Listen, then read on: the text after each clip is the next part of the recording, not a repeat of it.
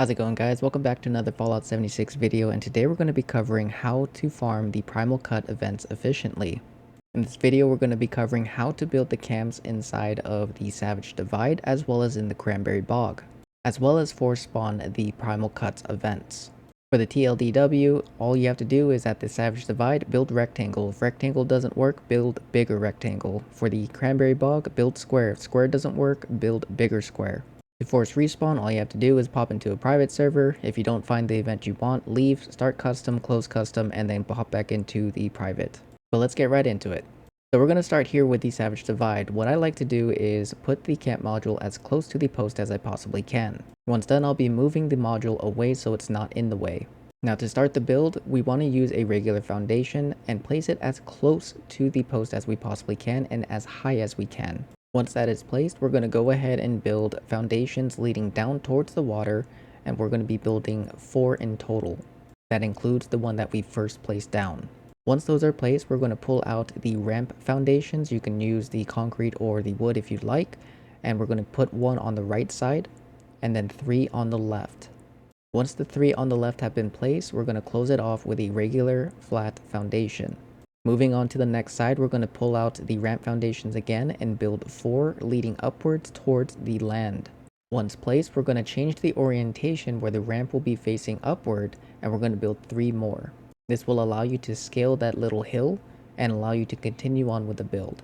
Now once that is placed, for the next side, you want to grab a regular foundation and connect it to the top ramp foundation, following with another regular foundation and connecting it to the top as well. Once placed, pull out your ramp foundations again and build 4 off to the side, closing it out with a regular foundation at the end. Now for the opposite side, grab your ramp foundation and place 1 facing inwards. For the next 2 foundations, copy the opposite side, where the ramps are facing upward, but this time they are going down. Once those 2 have been placed, you can finish it off with the next 4 ramp foundations facing inward and closing it out with a regular foundation at the end.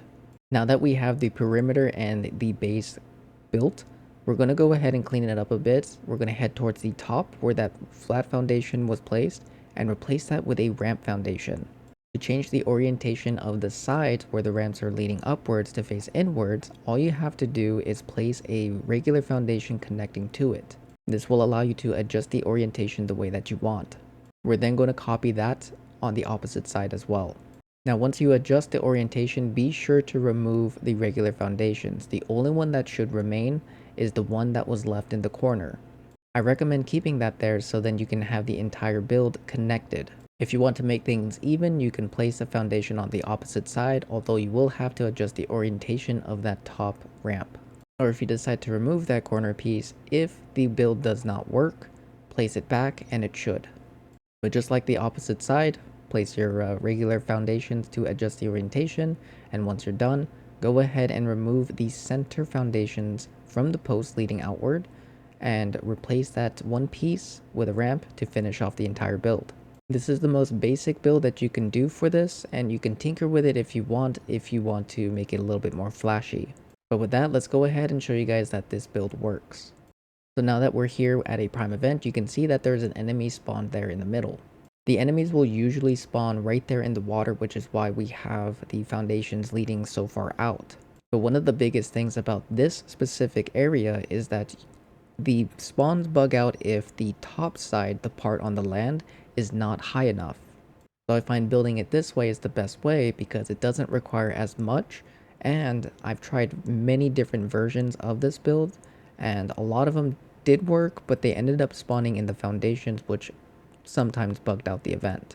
But with this, it works perfectly fine, and you can farm this as much as you want. So let's go ahead and build the Cranberry Bog camp. This one is the easiest one, and as I mentioned in the beginning of the video, all you have to do is build a square. There's nothing technical with it, and the way that I like to build it is I like to build 3 foundations outward from the closest point, and then build a 7x7 square. But since I'm just building a square, we're going to go ahead and speed it up so you guys can see it. And then we're going to go ahead and showcase the spawns.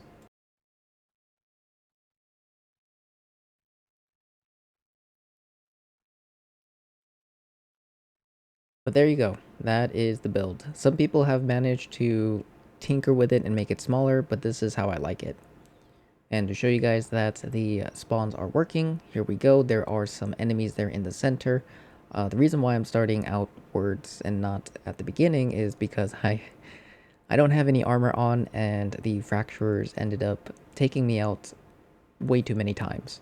So this is the best, I guess, clip to show that it's working. But to show the spawn, there we are. We got some spawns going right there in the center. And yeah, that is the Cranberry Bog build. Now, how does one force spawn the prime events? Well, it's very simple. If you know how to reset your private server, that's all you need to do.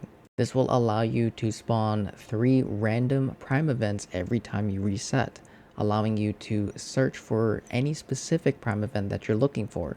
For those who are new to resetting private servers, this is how you do it. You start a custom world, and then as soon as you see that building world pop up, close it, and then you'll be able to build a new world in your private. It is as simple as that. And as you can see, as soon as we spawn in, we have a primal cut at my main camp. And you can do this as many times as you want.